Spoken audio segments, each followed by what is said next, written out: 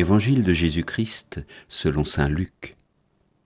Après cela, parmi les disciples, le Seigneur en désigna encore 72, et il les envoya 2 par 2, en avant de lui, en toute ville et localité où lui-même allait se rendre.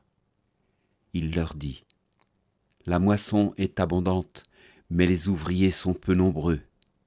Priez donc le maître de la moisson d'envoyer des ouvriers pour sa moisson. Allez, voici que je vous envoie comme des agneaux au milieu des loups. Ne portez ni bourse, ni sac, ni sandales, et ne saluez personne en chemin. Mais dans toute maison où vous entrerez, dites d'abord : Paix à cette maison. S'il y a là un ami de la paix, votre paix ira reposer sur lui. Sinon, elle reviendra sur vous. Restez dans cette maison, mangeant et buvant ce que l'on vous sert, car l'ouvrier mérite son salaire. Ne passez pas de maison en maison. Dans toute ville où vous entrerez et où vous serez accueillis, mangez ce qui vous est présenté. Guérissez les malades qui s'y trouvent et dites-leur : Le règne de Dieu s'est approché de vous. Mais dans toute ville où vous entrerez et où vous ne serez pas accueillis, allez sur les places et dites : Même la poussière de votre ville collée à nos pieds, nous l'enlevons pour vous la laisser. Toutefois, sachez-le, le règne de Dieu s'est approché. Je vous le déclare, au dernier jour, Sodome sera mieux traitée que cette ville. La moisson est abondante, mais les ouvriers sont peu nombreux. Donc, priez le maître de la moisson d'envoyer des ouvriers pour sa moisson. La logique de Jésus a quelquefois des aspects surprenants. Bien sûr qu'il faut prier, pensons-nous.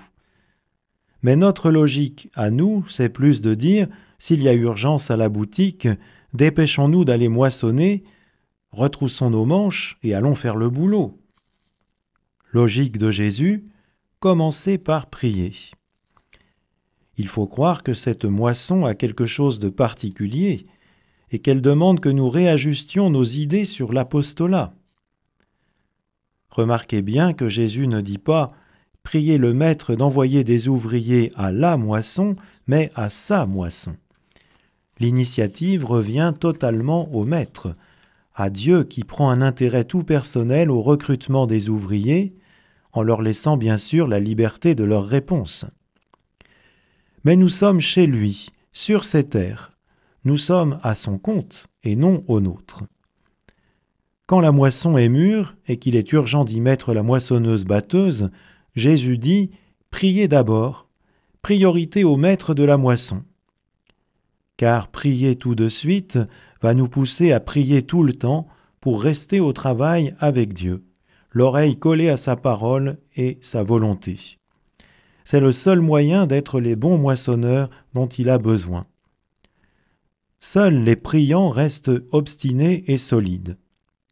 Et d'ailleurs, ce sont souvent eux qui sont le plus appelants pour de nouveaux moissonneurs, car à force de prier, on sent en eux une présence palpable de Dieu, une présence qui attire, une joie de servir qui est communicative.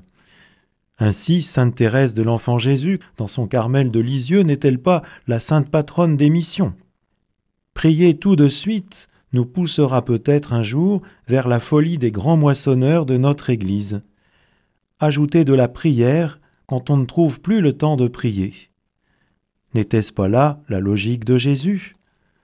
Peut-être pourrons-nous au moins nous en inspirer un peu. L'évangile du jour était commenté par le père Claude Chervet, prêtre de la Compagnie de Jésus.